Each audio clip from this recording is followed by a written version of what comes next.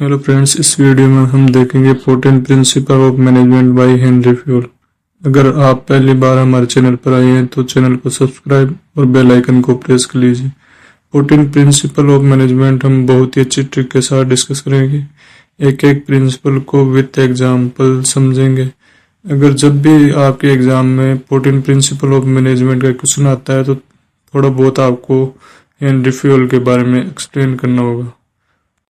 तो Henry fuel एक French industrialist थे और एक माइनिंग इंजीनियर थे। उन्होंने अपने 30 ईयर मैनेजमेंट में गुजार दिए। उन्होंने एक बुक लिखी 1916 में, इंडस्ट्रियल एंड जनरल एडमिनिस्ट्रेशन, जिसमें उन्होंने 14 प्रिंसिपल ऑफ मैनेजमेंट के बारे में डिस्कस किया और उन्होंने बताया कि एक ऑर्गेनाइजेशन को इफ़ेक्टिवली वर्क करने के लिए कौन कौन से रूल एंड रेगुलेशन फॉलो करने होते हैं।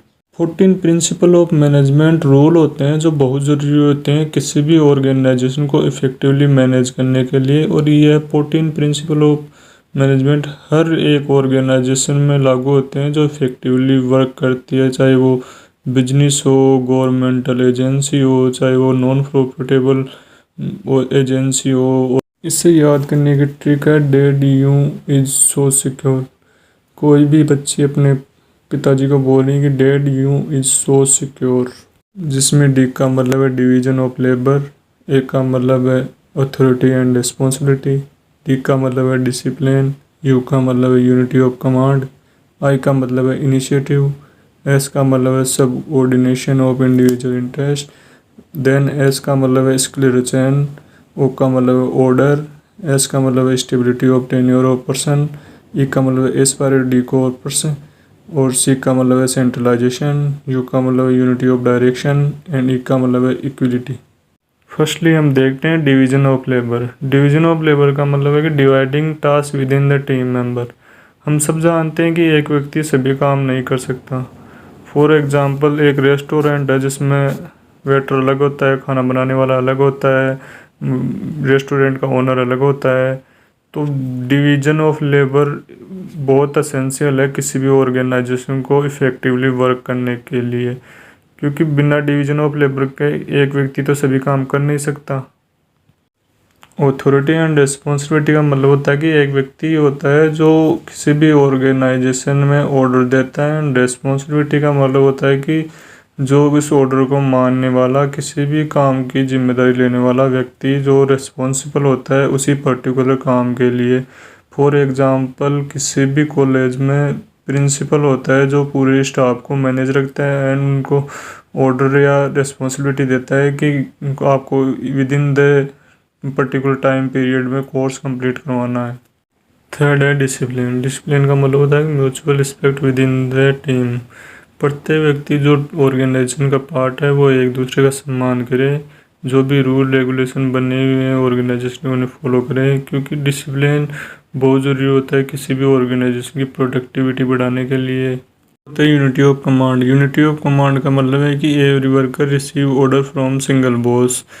यूनिटी ऑफ कमांड ऑर्गेनाइजेशन में असामंजस्य की स्थिति को बचाता है कि वन बॉस वन ऑर्डर।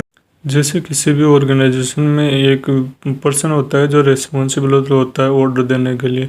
यदि किसी भी ऑर्गेनाइजेशन में दो या दो से अधिक व्यक्ति ऑर्डर देने वाले हैं तो एम्प्लॉय को दिक्कत होती है कि ऑर्डर किसका माने, वो ऑर्गेनाइजेशन की प्रोडक्टिविटी को कम करता है। नेक्स्ट है इनिशिएटिव। इनिशिएटिव का मतलब है किसी भी ऑर्गेनाइजेशन में एम्प्लॉय को न्यू आइडिया एक्सप्रेस करने का राइट होना चाहिए, जिससे क्या है एम्प्लॉय का इंटरेस्ट बढ़ता है किसी भी ऑर्गेनाइजेशन में, और वो उसके इन्वॉल्वमेंट से अटैचमेंट बढ़ता है किसी भी ऑर्गेनाइजेशन में। उसका एक और फ़ायदा है प्रत्येक व्यक्ति की ऑर्गेनाइजेशन में सुनने से न्यू आइडिया मिल सकते हैं जो कि उसकी प्रोडक्टिविटी और ग्रोथ के लिए असेंशियल होते हैं। नेक्स्ट है सबऑर्डिनेशन ऑफ इंडिविजुअल इंटरेस्ट। इसका मतलब है कि कंपनी इंटरेस्ट ज़्यादा इम्पोर्टेंट होता है एम्प्लॉय और ओनर के इंटरेस्ट से। किसी भी ऑर्गेनाइजेशन को इफ़ेक्टिवली मैनेज करने के लिए पर्सनल इंटरेस्ट अवॉइड करना होता है, चाहे वो एम्प्लॉय हो या ओनर हो। ज़्यादा इम्पोर्टेंस देनी होती है कंपनी इंटरेस्ट को देन पर्सनल इंटरेस्ट, क्योंकि एक ऑर्गेनाइजेशन व्यक्ति यदि अपने इंटरेस्ट को ज़्यादा इम्पोर्टेंस देता है देन कंपनी इंटरेस्ट, तो उसकी वो प्रोडक्टिविटी और इफ़ेक्टिवनेस में नेक्स्ट है स्क्लेरचन, जिसका मतलब होता है कि किसी भी ऑर्गेनाइजेशन में एक हायरार्की फॉलो की जाती है जो टॉप से बॉटम तक होती है। जैसे कि किसी भी कंपनी में टॉप पर डायरेक्टर एंड मैनेजर, उसके नीचे होते हैं बॉस एंड सुपरवाइजर, उसके नीचे होते हैं एम्प्लॉय। तो एक चैन बहुत असेंशियल होती है किसी भी ऑर्गेनाइजेशन में। जैसे किसी भी एम्प्लॉय को प्रॉब्लम हो तो वो बॉस को बोल सकता है, बॉस को प्रॉब्लम हो तो डायरेक्टर या मैनेजर को बोल सकता है। नेक्स्ट है stability of tenure of person. इसका मतलब है कि किसी भी ऑर्गेनाइजेशन में इंश्योर करना चाहिए कि एम्प्लॉय अपनी पोजीशन पर लंबे समय तक बना रहे, से वो अपनी जॉब को सिक्योर समझे और इफेक्टिवली वर्क करेगी किसी भी ऑर्गेनाइजेशन। यदि उसकी जॉब सिक्योर रहेगी तो वो अपनी को छोड़ने के बारे में भी नहीं सोचेगा। और एक एम्प्लॉय एक ही कंपनी में लंबे समय तक काम करता है तो वो एक्सपीरियंस हो जाता है, वो जो उसकी इफेक्टिवनेस को बढ़ाता है।